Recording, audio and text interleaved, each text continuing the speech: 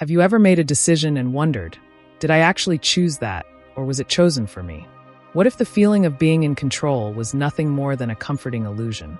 Imagine this. Every choice you've made, what to wear, who to love, even what you believe, wasn't freely chosen but inevitably determined by forces outside your control.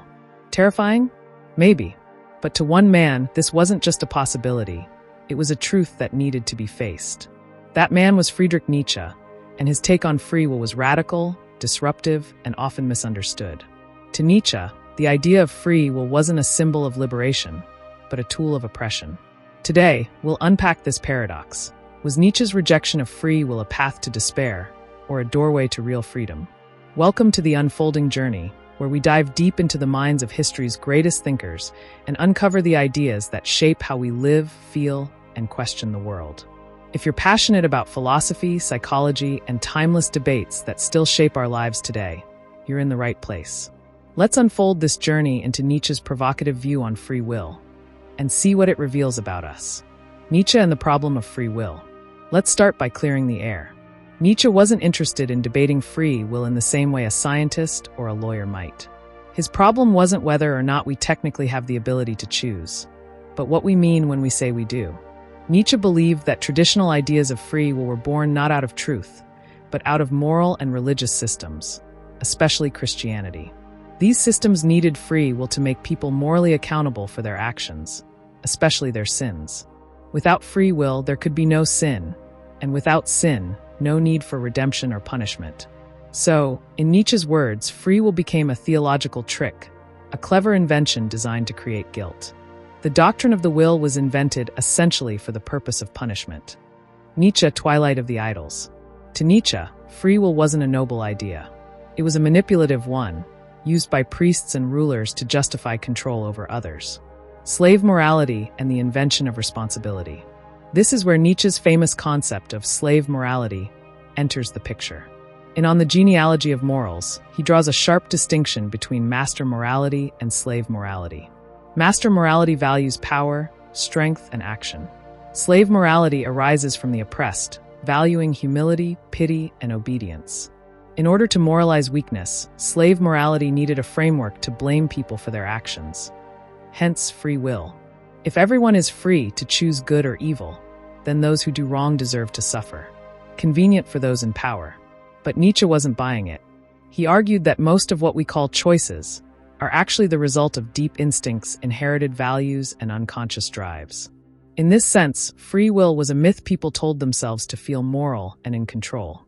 In his view, we are not blank slates choosing good or evil, but bundles of history, biology, emotion, and instinct responding to life in unpredictable ways. The illusion of moral blame. Now here's where it gets more interesting and uncomfortable. If free will is an illusion, then so is moral responsibility in the way we traditionally understand it. Think about it. If someone commits a crime, are they evil? Or were they shaped by conditions that made that act inevitable? Poverty, trauma, culture, neurochemistry? Nietzsche didn't excuse evil acts, but he challenged the idea that we can assign absolute guilt to people as if they could have easily chosen otherwise. A man is responsible for his nature, to be sure, if he is the cause of his nature, and hence able to create himself. Nietzsche, beyond good and evil. But we don't create ourselves. We inherit who we are, we react, we adapt. So where exactly is this free will we keep talking about? To Nietzsche, it doesn't exist. And more importantly, believing in it actually keeps us enslaved. Toward the Übermensch, a new kind of freedom. If all of this sounds nihilistic, here's the twist. Nietzsche didn't want to leave us in despair. His goal wasn't to destroy meaning, but to rebuild it on stronger, more honest foundations. Enter his idea of the Übermensch, or the Overman. The Übermensch is the one who goes beyond good and evil, who creates their own values, not based on guilt, religion, or false freedom, but on self-mastery and creative will. Nietzsche did believe in something like freedom, but it wasn't the freedom to choose between pre-approved moral boxes. It was the freedom to create yourself from the raw chaos of your instincts, drives, and history. In that sense, Nietzsche replaces free will with will to power. This doesn't mean dominating others. It means shaping your own existence, forging meaning in a meaningless world. So yes, free will as a theological or moral doctrine. Nietzsche says no. But radical self-overcoming? That's the real freedom. Nietzsche versus modern neuroscience. Surprisingly, Nietzsche was ahead of his time. Modern neuroscience often backs up his claims. Studies like the famous Libet experiment show that the brain begins to make decisions before we're consciously aware of them. Our so-called choices may be post hoc rationalizations. In other words, Nietzsche didn't need brain scans to see what we're only now beginning to understand: that the self is not a singular will but a complex battlefield of competing impulses and drives. Nietzsche's genius was not in being cynical, but in being courageous enough to face what others feared: that we are not gods choosing freely, but animals in flux. And yet, in that awareness lies the seed of transformation. So, is free will a lie? So, what do we do with all this? If Nietzsche is right, and free will is a fiction, should we just give up? Resign ourselves to fate? Not quite. Nietzsche offers a deeper challenge. Don't hide behind the illusion of free will. Don't blame others, or yourself, based on outdated moral fictions. Instead, understand yourself deeply. Take responsibility not for your past, but for your future. Ask not, am I free? But how can I live more powerfully, more creatively, more authentically? That's not freedom of the will. It's freedom through understanding. Nietzsche didn't want to rob you of your freedom. He wanted to redefine it, not as a gift from God, but as something you earn through courage, awareness, and will to power.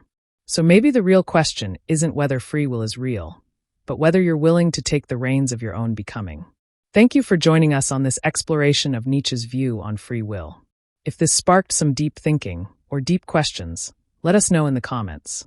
How do you define freedom? And if you enjoyed this video, don't forget to like, subscribe, and hit the bell for more philosophical deep dives every week, here on The Unfolding Journey. Until next time, keep questioning, keep unfolding.